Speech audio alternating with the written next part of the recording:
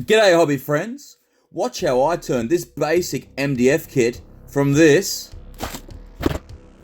into this in 20 minutes or less per item.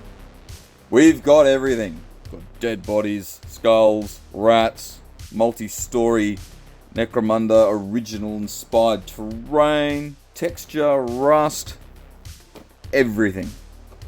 Follow on to see how I do it. At Tabletop Con, I picked up this kit from Face Off Group. They were so new they didn't even have a website yet, but I decided to give them a go as the price was right.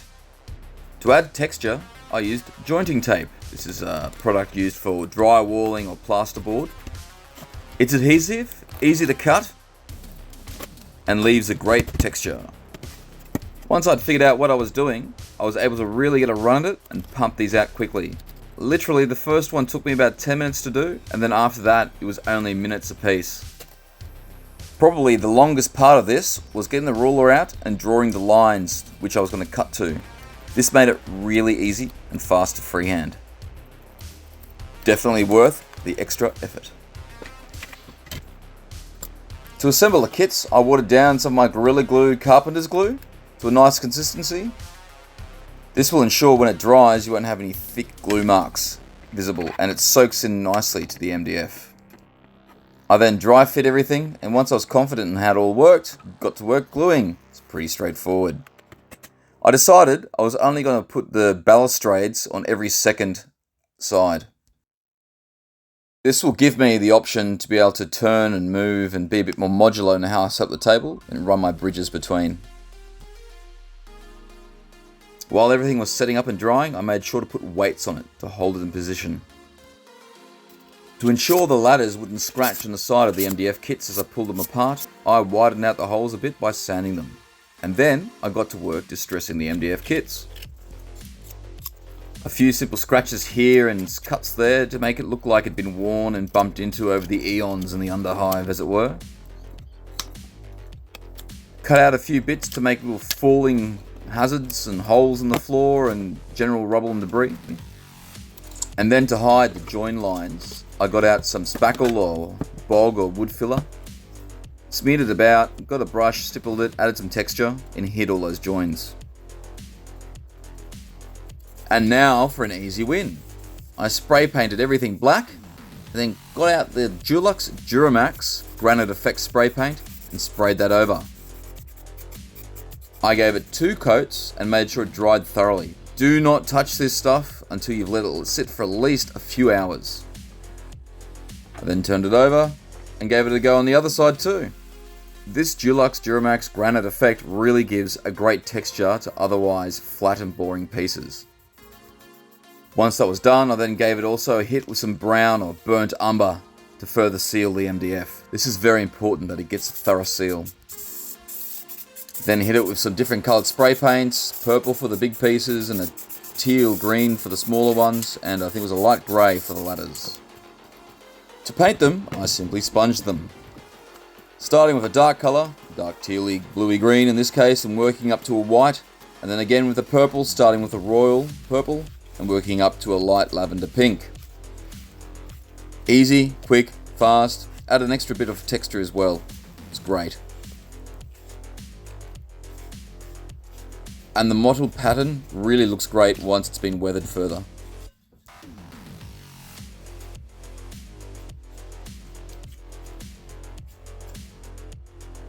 Now I'm going to paint on some further detail, so I decided to get out the masking tape and mask up.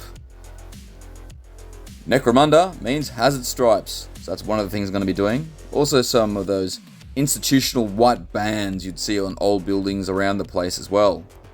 I start by stippling on grey, and then I stipple on white afterwards.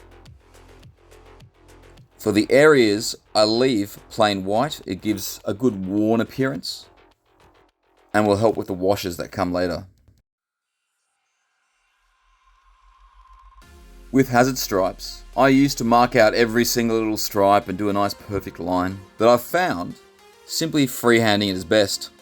I use a German grey, which is almost black with a hint of blue to it, to just draw the lines.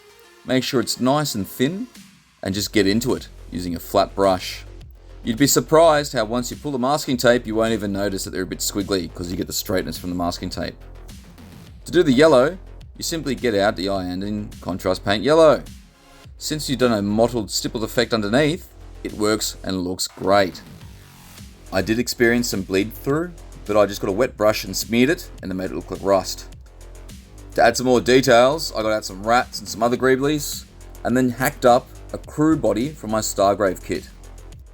The key to making a dead body look convincing is making it lie flat. So cut the limbs, reposition, and use sprue goo. For posters and rubbish to really sell the look of this rundown area, I cut out some ones that I've printed off from online. You can find these with a quick Google search, sci-fi, warhammer posters, etc. To apply them, I soak them in a watery PVA mix, then use a stiff brush to get them into position. I leave some on the floor, like trash, and some on the walls, like posters. For the greebles, I make sure to only give them a super fast paint job. Dry brush, slap on some paint. After all, they're only in the corners hidden away in the sides. Just about done now. I stick the greebles in place and then give an overbrush on the worn bits of metal with Pro Acryls Magnesium. Fantastic colour. I then get out the Munitorum varnish. I haven't done the next step before, it's an experiment, and I would recommend using a gloss varnish instead next time, but I'm going to experiment with oil paints. And did I have some fun with those? I decided to go with oil paints because acrylics were just too expensive and too messy and too sticky to do on such a large scale at once like this, and oil paints give you a great working time. I simply got the odorless spirits, mixed in a few different colours I'd got, and started smearing everywhere. Remember guys though, don't be a numpty like me and wear gloves. Oil paints, I've been led to understand, can have some toxic elements to them, unlike acrylics, which are generally pretty safe. I was most impressed by the orange paint that looked like an amazing rust. You just put it on and instantly I was sold.